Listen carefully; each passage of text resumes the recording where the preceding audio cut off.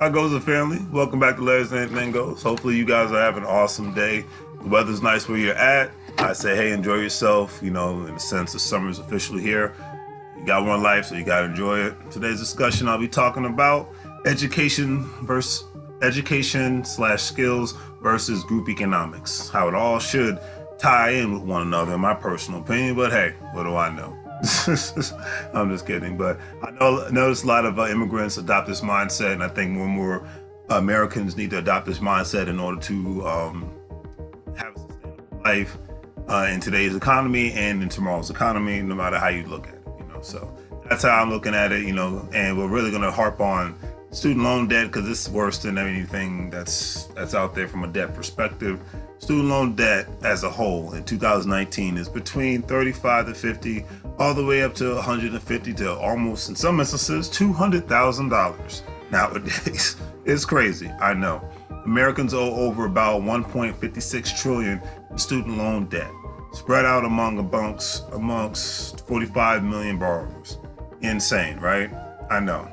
That's about $521 billion more than the total U.S. credit card debt. Insane. It's more than credit card debt, which is pretty bad too. That's number 2 on the list. But there is an interesting trend that is starting to emerge once again, especially since people are just noticing that this is not really working out for a lot of people as far as some growth. And matter of fact, it's even hurting the economy because in a lot of instances, people can't even afford to buy a home. And if homes don't sell, then,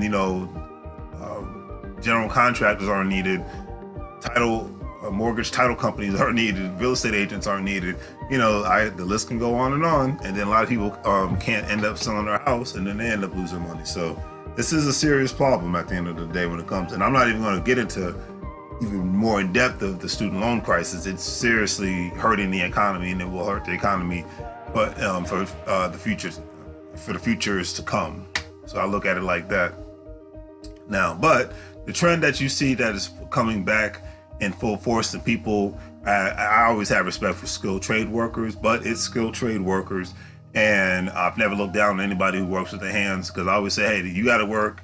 You're working harder than me. I'm working in an office with a computer. You're working with your hands, and you got to use your mind. I'm just using my mind and my fingers. You're using your whole body in order for you to do a lot of work. So, and to get paid a great amount of money at the same time, well deserved. So a lot of respect on that end, but it's a good trend. The skills sets, you can't outsource and automate these skill sets for the most part. In certain instances that they've done it and are continuing to do it, but more and more people are kind of anti-robots when it comes to somebody working on the car, fixing the plumbing at their house and things of that nature. So, and the trend is a beautiful thing, like I said, and the skilled trades industry, along with my favorite category, group economics, that immigrants successfully practice on a regular basis. And let's talk about something that isn't really discussed in the regular media on a regular basis. And the average debt loan for students graduating from a 2-year technical school, just say if they went to a private 2-year technical institution, or in some instances a 1-year. I know in the community colleges in Virginia, depending on the trade, a lot of times it's 6 months to a year, if that, when it comes to getting a skilled trade. So I definitely admire and respect that. But the average student loan for a 2-year technical degree is at least $10,000, roughly 70% less than a 4-year graduate degree. So that's way better than the number I'm about to talk about now. So you have in studies, and because the thing is, like, studies have shown that most students that pay for the trades degree, the most is about $30,000. So that's even still great compared to a 4-year degree, because a 4-year bachelor's degree, depending on the institution you go to, runs up to about $127,000. And then if you tackle on the people who are getting master's degrees and who have to pay for this, depending on the situation and the program, it could be a year, most likely 2-year program, and that will run you up almost to $200,000. And I've seen it in many instances with a lot of people, and it's crazy. And now that's the math. You can do your own research on this, but that is the math. Do your own research. It depends on the institution, but that is those are the numbers. And in some instances, it's even more. So it's crazy. And it's all different depending, and the real money in the skilled trades business is just like any other business. And, especially when it comes down to the general contractors who owns their own businesses, that's where the money is at the end of the day. Your boss, you're making little decisions and you're getting more of the tax write-offs. That's just economics 101 in my book.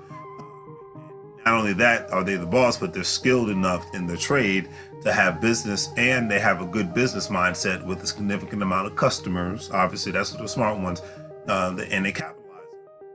I mean, I've seen instances where a general contractor, I love talking to general contractors because I'm in real estate, and I always learn something new from them, and it's a great thing. And then building those relationships actually work out for me, and it works out for them all at the same time. Matter of fact, I got a meeting with a general contractor, HVAC guy, next week. So that's the mindset. It's like constantly meeting with people and growing with people and see what you can learn from each other.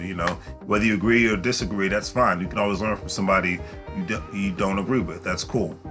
But the thing is, I've met general contractors who they work for somebody, but then they have their own side business. And I'm talking about from mechanics to HVAC people to plumbers to electricians, welders, the whole nine. And then they build up their base of customers to the point where they don't even need to work for anybody anymore, and they become their own general contractor, and they get more tax write-offs and they become bosses. So that is a beautiful thing. That is a beautiful thing, and that's how it should be. You're in a capitalist country, capitalize on something today. In a lot of instances, skilled trade companies will reimburse their employees that they pay to go to school. And that is a beautiful thing too. I remember a buddy of mine, I still know him too, real great guy.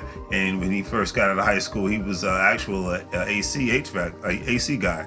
And they paid for him to go to school and all that. And he was getting a good salary compared to most of the people who were in college at the time. And he only went to school for like 5 months, and he was still getting paid in an apprenticeship program. So it kind of worked out in his favor. And he graduated and did other things. He's actually more of a white collar worker now, but he started off like that, and to this day he doesn't have any student loan debt. Beautiful thing. Didn't cost him a penny, but it cost him time. But he got paid for his time. So that's just a beautiful thing. Another friend of mine's about to get a CDL license, and once he obtains it, he's going to pay for it. He has to pay for it, but once he pays for it and he passes successfully, the company that he's currently working for will give him a reimbursement back on that. And then they give him reimbursement back, and then they're going to give him a promotion because he'll be an actual CDL truck driver, because now he's currently working as a warehouse guy. This is quid pro quo in my book. Favor for favor. That's just business done right there from an employee standpoint. Having an understanding and getting something out of that understanding is a wonderful thing. And hey, that's the wonderful American way, in my personal opinion. I leave it at that, So let's just keep it real. And now we get down to, the group economics of it, As you can see in the picture, family plus group economics equals beautiful thing. You got money circling about, you got ownership of more and more properties, not just the home you live in. There's a real big trend in the immigrant community where you see that with family, but Americans just see family as a headache. Immigrants see family as opportunity and a headache. So I think that's a beautiful thing all at the same time. Now, when you get into the starting salaries, because you're not just doing this for your health, of skilled trades and college graduates and all that good stuff. Skilled trades people usually start off with between $35,000 and $38,000, depending on the state that they live in. The people with the college degrees, they start off with about $40,000 to $50,000. Once again, depending on the state that they live in and the industry that they're going in. And the thing with the technical degree, it doesn't take as much time as it does to obtain a college. It doesn't take as much time as it does to obtain a college degree. Getting a certification takes less classes, not less effort, but less classes. Because with college, a lot of classes are just a waste of time. But that's another story for another day. Therefore, the person with the skilled trade is able to do what? Start their job sooner. Therefore, they could start their financial journey faster than the person going to college. This is a beautiful thing. Now, the thing after that, obtaining a certification or your college degree, the question is, what is your financial plan? Outside of surviving day to day, because usually that's what people's mindsets usually fall into. The mediocrity of life of just, hey, I'm just going to just get by and survive day to day. No plans of buying stocks or bonds, no plans of real ownership from a business standpoint. They just think buying a house is a big move, but buying a house is a great move. But then then what's next? That is the question. Never settle.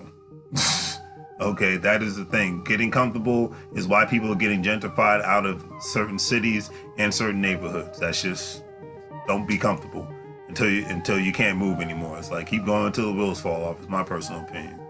Will you decide to live like immigrants? Live like people in college students. So meaning that you're sharing spaces with other people that you live by.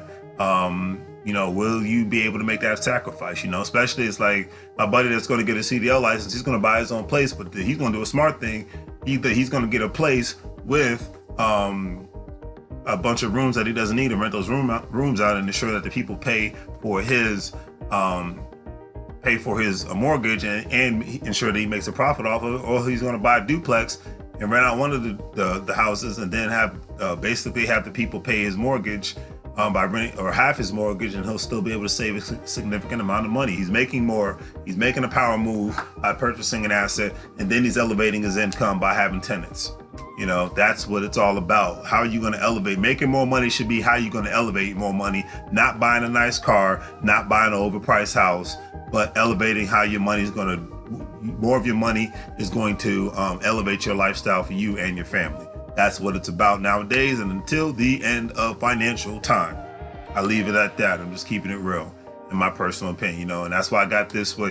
There's a big surge of CDL drivers that are needed, tradespeople that are needed around the country. That's the biggest amount of jobs that go unfilled because there's not enough people who are skilled or want to do the work. So that's just one thing that's to keep in mind all at the same time, And then this thing is, not only will you try to live like other people won't, but then, we do it for up to 4 to 5 years. Save up your money so that you, by the age of 25, 30, or at the most 35, financially, you will be ahead of everyone else in your age range, because all they wanted to do was have a job and own a place and not try to practice any group economics. That is the question, and only you can answer that question, because it's your life at the end of the day. Nobody can tell you how to live your life. It's just, hey, I put some suggestions out there, and you make your own judgment and do your own assessment in regards to your life, because it is your life and you are the CEO of your life. There's a good reason why so many taxi drivers, Uber and Lyft drivers, janitors, entry-level construction workers, landscapers, food truck owners, etc., and so forth, have so many assets within the United States. They practice group economics. There's no other way I can really there's no other way I can slice and dice it. It's like, and they could be truck drivers, they could be electricians, they could, skilled tradespeople too. They practice group economics at the same time. They put more time and effort into owning stuff and getting skill sets than they are trying to have master's degrees, and they have not mastered nothing. Like they said, you can't be the jack of all trades and the master of none. That is the wrong route. It's hard sometimes because there's so many things you want to do. Hey, I'm going to do this myself. There's so many things I want to do, but I know I got to pull back because I got to focus on what's important. Between my online store, with Larry's Anything Goes, wholesaling, and buying real estate properties. Those are my focus. There's other things I want to do, but that's going to have to come later. And we all have to just put our focus on the right things. Make money, and this is the objective of most immigrant families. The objective is clear. After they practice group economics, they talk to one another, they collaborate on multiple business deals, and even if they disagree, which is fine to have people around you who you disagree with, because that's how you grow, they keep the one objective clear. Make money, take care of the family, own assets, so that the future generation doesn't have to work as hard. I think we as Americans should try to practice this mindset so that we can start passing down smaller or bigger amounts of wealth, so that when our kids and our kids' kids generation at 18 years old do not have to start off like most of us had to at zero.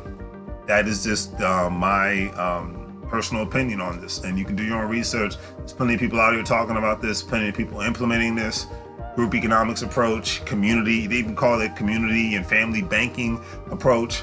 I mean, that's a new thing to me, hearing about that, but it's a lot of people aren't really banking with the banks anymore. They're having their own community banks. They're having their own family banks. They're having their own family lotteries. The list goes on, you know, and they're not just having kids for the sake of having kids. They're building owners. They're building bosses, you know. And remember, nobody's better than anybody. You make a living, you make a living. We all got to have money to pay bills and to live. So blue collar worker and the white collar worker, there's no only difference is one works a little bit harder than the other. But at the end of the day, you get up and go work for somebody. And if you own the company, there's no big difference. Only thing is just trying to team up with the right people at the end of the day. So that is my video in regards to that. And I can just say, as you can see in this picture, make your money work for you and your family. You know, do not just be a worker and a grinder. Make sure that when you're making the money that it's circling about for you. Like my favorite picture here is the family circling around the piggy bank, because that's how it's supposed to be. You know, growing up, I was taught how to use money and not just to spend it all the time. I was taught the value of money, and the parents that are doing that today, great. Not just talking about making a lot of money and looking good, but talking about making some boss power moves and whatnot. So generations and generations of people can benefit from your fruits of labor and your mindset. That's what it really boils down to. I look at it like that, and the money tree. See all that money circling around? The money, it's like whenever you get paid, this is the best example I love. Whenever you get paid, look at this money tree. And once you get paid, those dollars, you're the money tree. Those dollars are your foot soldiers. Those dollars are your employees. Whether you own a business or you don't, those dollars are your employees. You're supposed to, outside of surviving, you're supposed to spend wisely and make some boss power moves with that money. Okay? So I look at it like that. You're the general. I look at that picture and I see the tree as the general talking to its troops and saying, hey, we're going to war, we're going to battle, we're taking no prisoners. This is an economic game that we're in, not a war, but a game that we're in, and we came to play for keeps. So that's all I can say on that note. Video is a little longer than I expected, but hopefully you guys enjoyed it. Please give it a thumbs up. Please like, please share, please check out my online store. And hey, keep striving for those goals and aspirations, because hey, it's your life, not mine, and we got to all do what we have to do. And hey, if you want to comment and possibly collaborate in the future, I say let's go for it. All right, so hopefully you guys have an awesome day, and I'll see you later.